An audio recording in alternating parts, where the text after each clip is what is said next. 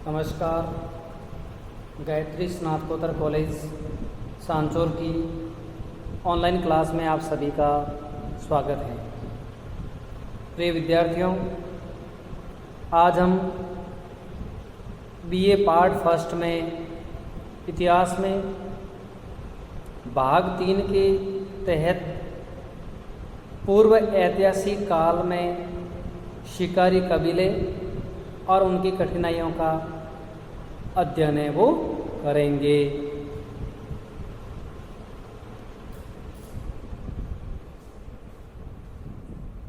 तो देखिए, इससे पहले के वीडियो में हमने देखा था मानव की उत्पत्ति और किस प्रकार से मानव ने पशुओं से अलग अपना रहन सहन व जीवन यापन शुरू किया था। पुरातत्वविद इतिहासविद मानते हैं कि उस समय में मानव एक शिकारी कबीले में निवास करता था। पूर्व पाषाण काल का जो मानव था उसका जीवन अत्यंत बर्बर और असभ्य था, लेकिन उसका जीवन अब पशुओं से भिन्न हो गया था। अर्थात उस समय में ऐसा मानव विकसित हो गया था जिसको देखकर हम पशु व मानव में फर्क अंतर समझ सकते थे, लेकिन उसे कोई ज़्यादा ज्ञान नहीं था। इस कारण वह पशुओं की भांति जीवन में संघर्ष करता था और अपना जीवन जीता था। वह पूर्ण रूप से प्रकृति पर आजीविका चलाता था, अर्थात प्रकृति पर निर्भर रहता था। शुरुआत में वह कृषि कार्य से अपरिचित था, अतः सहज रूप में उत्पन्न होने वाले जंगल के उत्पाद जैसे फल, फूल, कंद, मूल आदि और शिकार के दौरान मारे गए पशुओं, तालाबों, झीलों, नदियों में पकड़ी गई मछलियां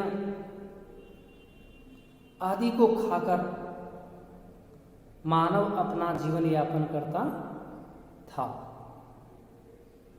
उस समय उसमें कोई सोचने विचारने की क्षमता नहीं थी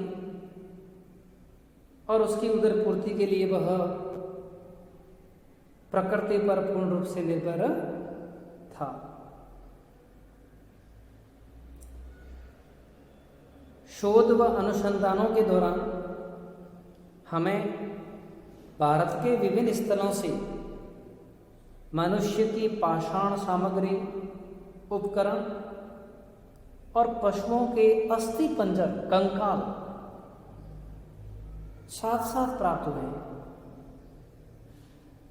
और इसके आधार पर पुरातत्वविदों ने पता लगाया कि पूर्व पाषाणकालीन मनुष्य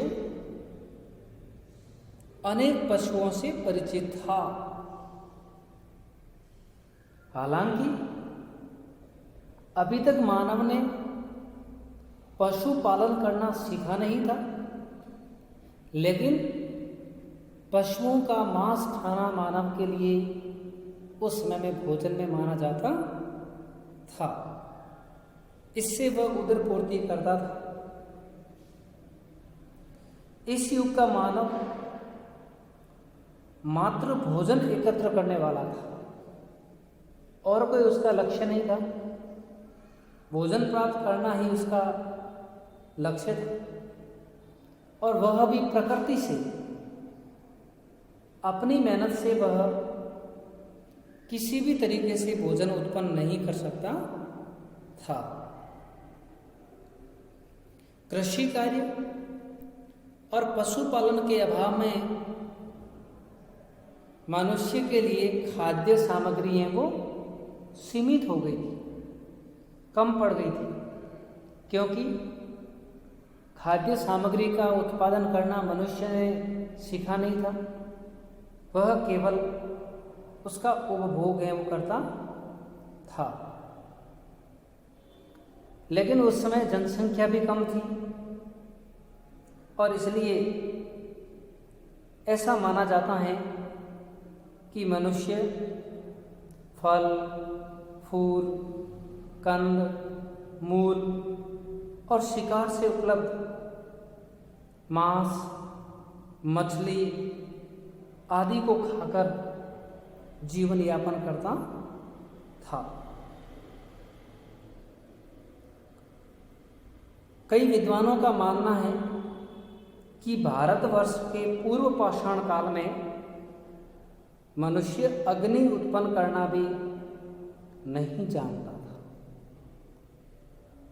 इतिहासकार कई ये मानते हैं कि उस समय मानव को आग उत्पन्न करना, अग्नि से वस्तुओं को पकाना नहीं आता था और इस कारण शुरुआत में मनुष्य पशुओं का कच्चा मांस ही खा जाता था।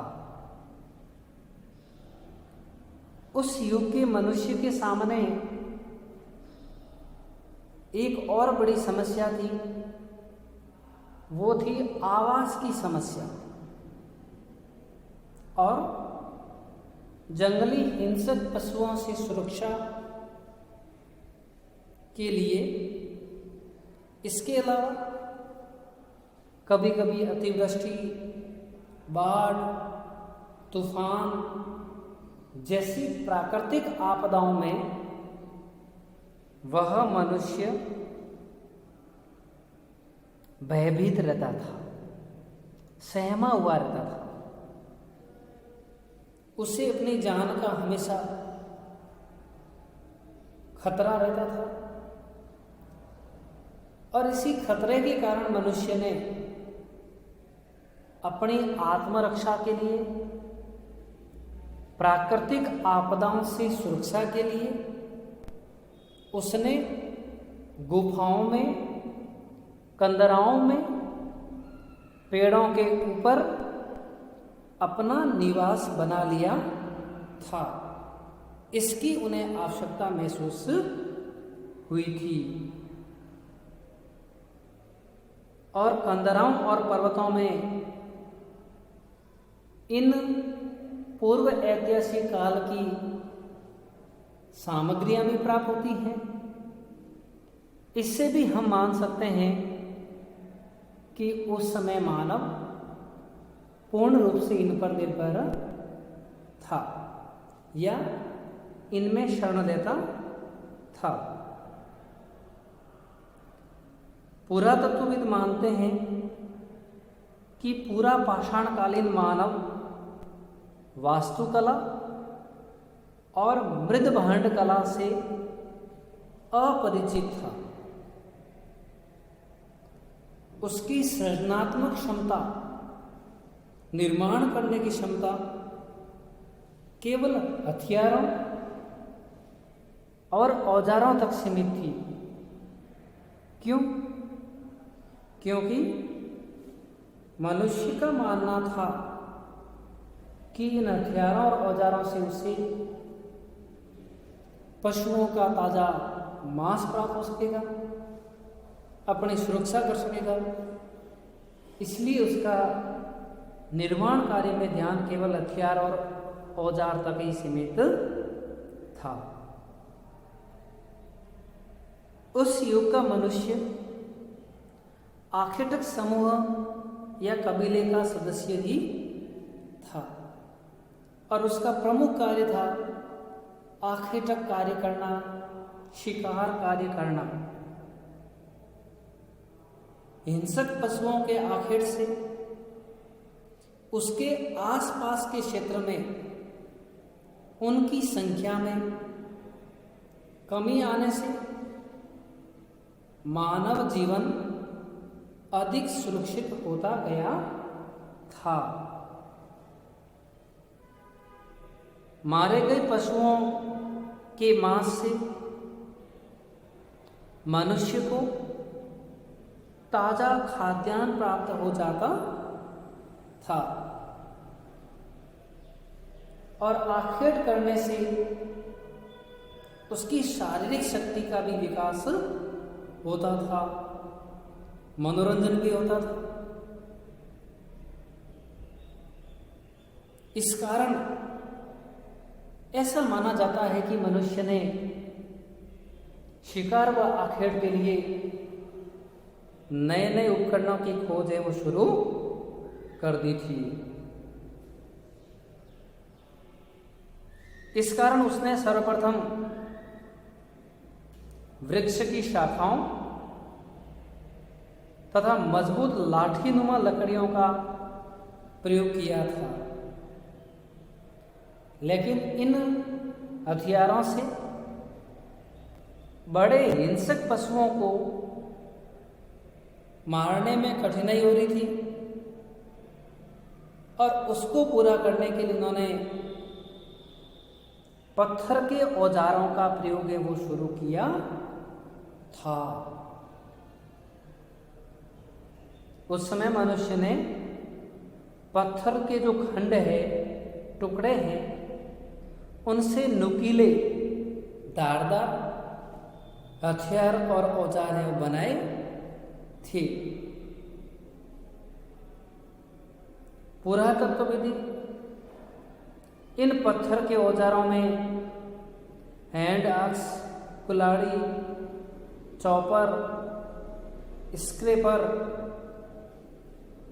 क्लेवर, कॉर, डाइस, ब्लेड जैसे उपकरणों का, पाषाण हथियारों का वर्णन करते हैं कि इन पाषाण हथियारों से मनुष्य शिकार करता होगा और उसका प्रमुख लक्ष्य ही आखेटक के रूप में कार्य करना था। उत्तरी भारत के में जो हथियार मिले हैं उन्हें पुरातत्वविदों ने सोहन प्रणाली के हथियार कहा और जो दक्षिणी भारत में जो हथियार मिले उन्हें मद्रास प्रणाली के हथियार या औजार है वो माना था। पूरा पाषाण काल के प्रारंभिक पाषाण निर्मित हथियार या औजार जो बने होते थे वे मध्य पाषाण काल और नव पाषाण काल की तुलना में भद्दे, बौंडे, मोटे व सुगढ़ भी नहीं होते थे। अर्थात जो अपन कह सकते हैं कि प्राप्त जो औजार हुए थे उनकी प्रथम अवस्था थी, जो बहुत मोटे, बौंडे, भद्दे और देखने में भी ज़्यादा अच्छे नहीं थे। लेकिन समय के साथ साथ मानव ने विकास किया और सुडोल औजार बनाने शुरू कर दिए। इन हथियारों और औजारों की सहायता से पूर्व पाषाणकालीन मनुष्य तोड़ने, काटने, छीलने, जोड़ने व खुदाई करने संबंधी कार्य करता था और इनका मुख्य कार्य इनका मुख्य उपयोग शिकार को करने के लिए किया जाता था। इनकी सहायता से वह पशुओं का शिकार करता और उसके मांस को काटता, उनकी खाल के वस्त्र बनाता और हड्डियों से औजार बनाता था। और जिन लोगों को चमड़े के वस्त्र नहीं मिलते थे, वे पेड़ की छाल और पत्तों को पहनते थे। वे छाल को कमर में लपेटते और पत्तों की मालाएं बनाकर कमर में लटकाकर वस्त्र का अनुभव करते थे। विद्वान मानते हैं कि पूर्व पाषाणकालीन मनुष्य में किसी प्रकार की धार्मिक भावना नहीं थी। क्यों?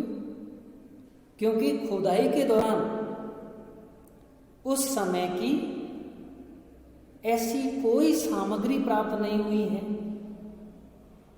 ऐसी कोई वस्तु प्राप्त नहीं हुई है जिसके आधार पर हम मान सकें कि मनुष्य उस समय में उस देवता या उपासना को करता होगा। ऐसा कोई रिवाज प्रचलित नहीं था और न ही उस युग में शवों को दफनाने या जलाने का रिवाज था, क्योंकि खुदाई में कोई भी समाधियां या दाह संस्कार के अवशेष नहीं मिले हैं। इसके अलावा पूरा पाषाण काल का जो मनुष्य था वह किसी भी धातु से परिचित नहीं था और न ही उसका उपयोग कर सकता था। वह खाना बदोश जीवन यापन करता था। जहां खाद्य सामग्री प्राप्त होती वहां बस जाता, जहां खाद्य सामग्री नहीं मिलती वहां से पलायन कर जाता था। इस तरह आदि मानव का जीवन पशुओं से भिन्न तो मान सकते हैं, लेकिन कोई ज्यादा फर्क नहीं था। उनमें सामाजिक रिश्तेदारी की भावना भी नहीं थी। जीवन के लिए वह हमेशा, खाने के लिए वह हमेशा संघर्षरत रहता था।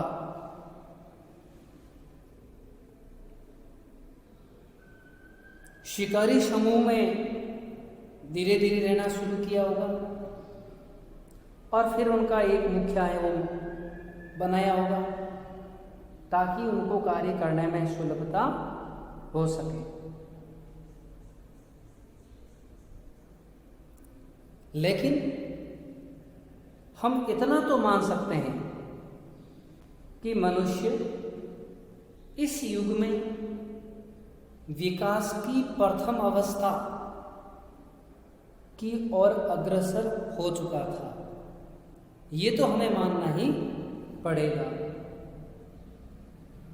हिंसक पशुओं का आखेट जब एक व्यक्ति द्वारा नहीं होता तो वह अन्य व्यक्तियों का सहारा लेने के लिए उनमें सामूहिक भावना का उदय हुआ होगा।